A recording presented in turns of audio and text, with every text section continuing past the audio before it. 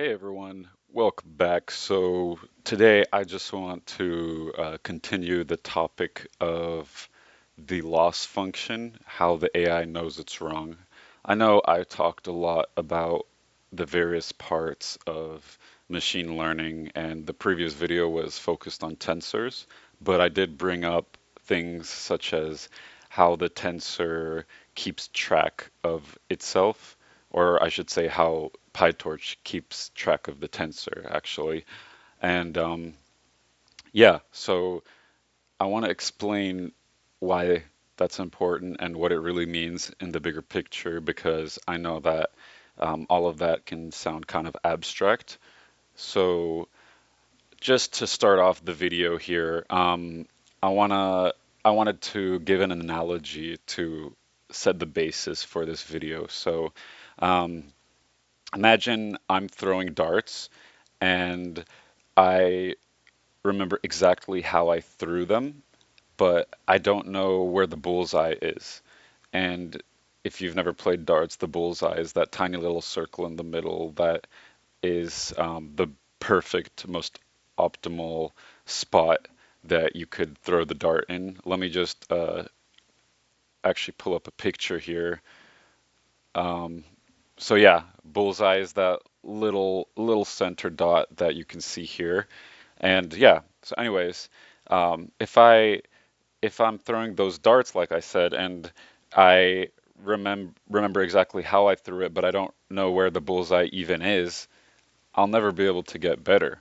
So I have to know where this little red circle is in order to, yeah, get better.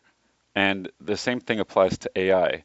Um, the distance between our guess of when we're trying to get that bullseye in my analogy is a single number called loss.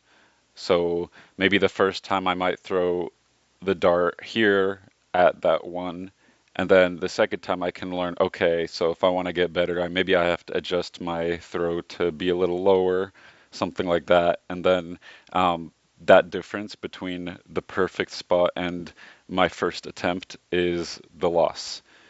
So um, today we're going to see how that quote unquote scorecard actually works using this website I found here from TensorFlow. Um, on the official website for TensorFlow, they have this playground, and I wanted to showcase that a little bit before I jump back to my Jupyter lab where I have the code. So again, in these first few videos, I'm planning on just talking about a few pieces of terminology that are really important that if I feel like if I don't cover it, a lot of the code is going to seem too abstract or maybe it's just going to be too overwhelming. So my hope is that this kind of um, eases everyone in and helps people get an idea of what I'm talking about when I eventually get to the code itself. So yeah, anyways, we have a lot going on here, and I think a lot of it isn't really important to understand at the moment.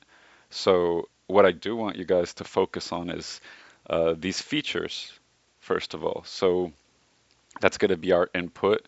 Um, the x x of 1 is, as you can see, the y-axis here, and then the x of 2 is the horizontal um, x-axis, I guess you could say. And these are the two main features. Those are the basics. We absolutely need those. But you could see below we have a lot more. And yeah, so the before I get more into those features, I guess I should give a little bit of an explanation of this coloring you're seeing. As you can see, the coloring or shading of the orange and blue is changing depending on which feature I'm hovering over.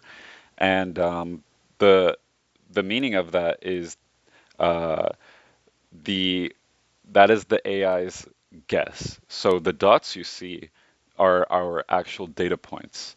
Um, and the shading would represent the how should I say this? The capability of how the AI is going to guess. So what I mean by that is, as you can see, when we have horizontal and vertical, it can kind of separate the dots into two ways, both horizontally, sorry, both vertically and horizontally.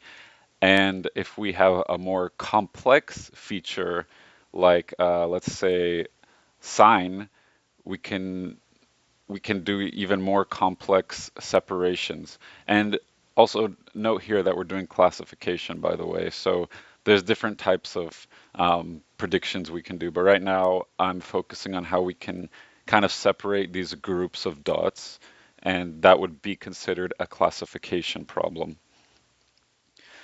So the next thing we have here is the test loss and training loss. So right now we're at the beginning. There's 0 epochs because we haven't actually started the training. And the meaning of that is that right now it's at a kind of failing failing spot because it doesn't know whether any of these areas are orange or blue. It's completely neutral at the moment because zero point 0.5 is a failing grade. That's if you translate that into a grade, I think in the States we would say that anything below zero point 0.6 is F. At least that's how it worked when I was in high school. 60% is a failing grade. So I'm gonna first just play it. It's not gonna make sense most likely, but just try to see what's going on. Okay, so we got 121 epochs, which is basically an epoch is like a cycle of training.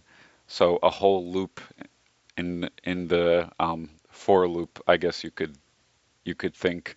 And so we have the model being sure that this blue area is blue dot and this orange area is where the orange dots are. So you could see it kind of classified the data and it'll be able to predict in the future too now that it trained. So let's see how we should start. So some things to note is that the learning rate is going to determine how fast the model is going to learn. So you might think, okay, so why don't we just give it the highest learning rate so it learns as quickly as possible? Well, the problem with that is if the model learns too fast, it can start to become explosive, the gradient in particular, like I mentioned last video. And what I mean with an explosive gradient is that it's the numbers are just getting too crazy and it's basically becoming nonsensical or schizo. And the way that I would describe this visually is imagine this function like the one we see right here. It's kind of starting high, then it's steeply going down, and then it's kind of flattening.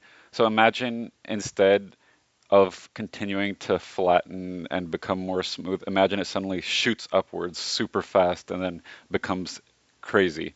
That's a problem. That's a real world problem with making the learning rate too fast. So it's good to start with something, kind of in the middle. And as you can see, the default is 0.03.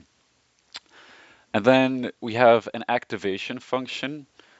And I'm not going to go into detail what that is because that's going to be another video. But all I'm going to say is that activation functions help to introduce nonlinearity. And what that means is that we want the model to be able to make more complex relationships rather than a simple straight line because in the real world, everything's more complicated and can't be represented by a single straight line. Like even for this classification problem, you can't just draw one line and then perfectly cut everything in half. Like you could see here that the separation or the boundary between the two groups is a little a little more complex than a simple line. Anyways, I don't want to get too much into that because it is, like I said, deserving of its own video. And then we have a few things like batch size. That's something I'm not going to cover right now because it's not important for what I'm trying to showcase here. Then we have noise. So noise is pretty simple to explain. You'll see it yourself visually. So as I make the noise greater, the data becomes more sparse and I I guess I would say less clear. So when there's a lot of noise, things become a little more jumbled and less clear. So um, you don't want your test data to be too clean, or else in the real world, maybe your model is gonna start struggling when the real life data is realistically more noisy. So I like to start with something in the middle for starters, just to understand better. That's what I did because it really showcases a real world problem without getting too messy and causing problems for your model.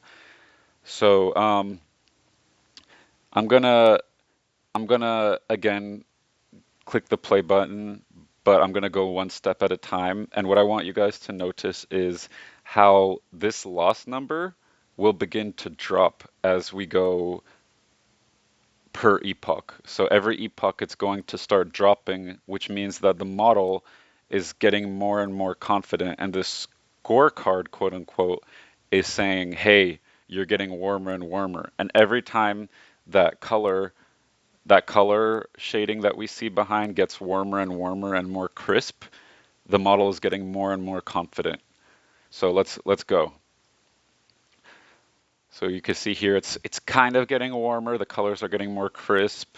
So the model's not completely confident, hasn't classified the groups yet. Like if we were to just stop right here, it's not perfect. It's something, but it's not perfect. Like clearly there should be some separation here, but let's keep going.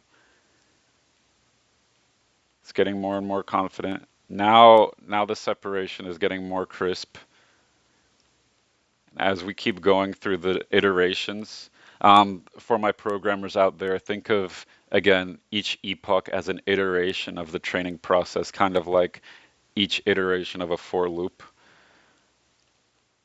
And there we go. That is more accurate. Before, as you could see, it was more like some kind of straight line in a way, or a rectangle separating it. Now it's a little more of a hourglass shape, I would say. So it's training, it's getting better, and that's awesome. It's cool to see. So yeah, again, this is specifically a classification model. There's a lot of other kinds of models out there.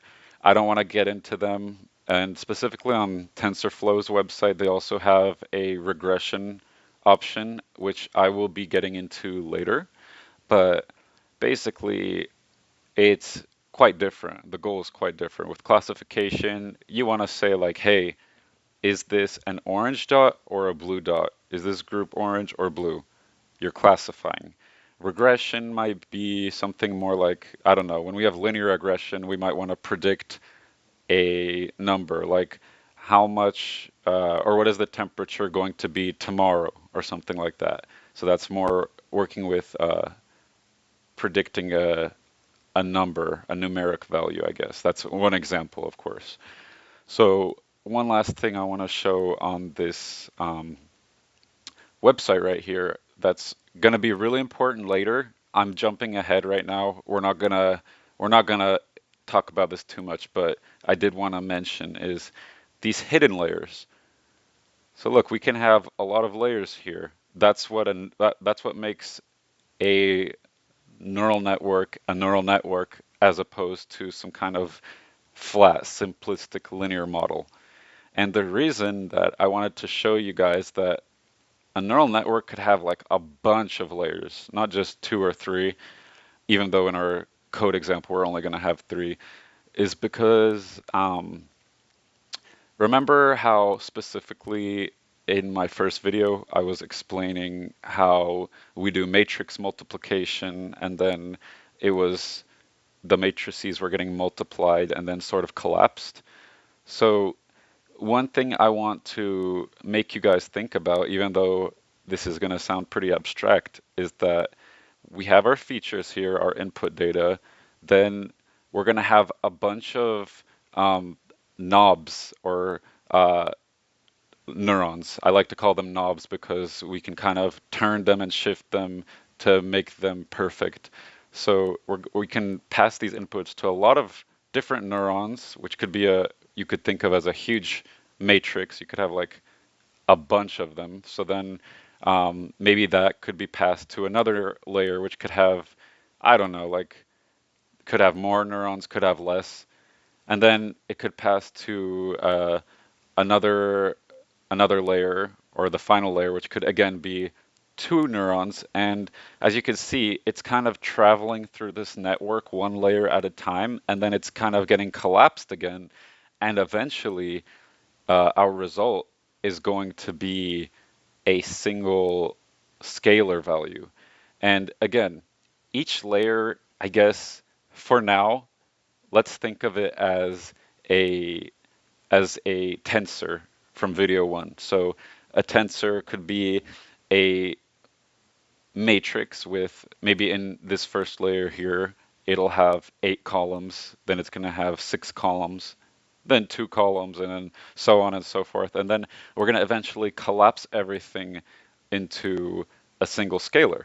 And I think one thing that I really want to stress here that's really important to remember is this loss number. Again, it's not just a random integer or float that we got because it's actually a result of all these operations we did and all the collapsing of the matrices, or tensors, I should say, into a single number. And that's important because even though it's a tensor with only one scalar in it, the special thing is that it actually remembers the operations that were done on it. So that was quite a bit, but I really wanted to show the visualization because I'm a visual sort of guy. And I'm going to keep this part of the video super short because I'm trying to avoid going into code before people are familiar with all the jargon that is being used here. So I think that it's in my simple linear example here, the important thing to note is that we're going to make a prediction. Don't worry about how this collapsing is working or the sigmoid function, all these new words. Don't worry about it right now. Just all you need to know is that we're looking at what the calculated predictions are after the training data goes through the network. So we'll take those predictions, and here's the important part about loss. We're going to take those predictions, subtract it by the actual results, like what the answers actually are supposed to be, and that difference is going to kind of help us see the disparity between the prediction and the actual result. And then we take the mean or the average of all of those differences and return it as a single scalar tensor that I was just describing. So the reason that we have this torch.abs around it is we're trying to get the absolute value. And what that means is we don't care if the difference between the prediction and the actual correct answer was too low or too high. We just want to see how far away the prediction was from the correct answer. And then again, we finally use the mean here because if we didn't have the mean, we would be given a bunch of different differences between the prediction and the correct answer. We would have a bunch of results, and we want to instead just get the average of all of that to collapse it into a single score that the whole model can use. So yeah, we there's a lot of stuff going on here, but I just want you guys to really think about what I just said about calculating the loss. Again, just to wrap up and kind of get you guys prepared for the next video, because the calc loss function gives us a single number, and because our tensors are tracking their history, as I explained in the previous video, we can call dot backwards on that tensor right here. We can call backwards, and it's going to be like a rewind button that carries the error back through every operation we did and find out which quote unquote atom or tensor was responsible for that mistake. So even though we the AI knows how much or how far off it was from the correct answer, we still haven't told it how to change to fix itself. And in the next video, we're going to be looking specifically at those radio knobs or the weights and biases. I just say radio knobs because it's like, for me, it really helps to visualize how these quote unquote weights and biases work. And we're going to learn how the AI actually turns it to win this this game of figuring out what's the best optimal network to correctly predict in the future. So yeah, that's going to be pretty much it for the loss function. Again, the website that I used to visualize it was playground.tensorflow.org. It's the official website from TensorFlow. Um, and yeah, I if I made any mistakes, please correct me in the comments. Again, I've been learning about this for the past months, past I want to say like 8 months.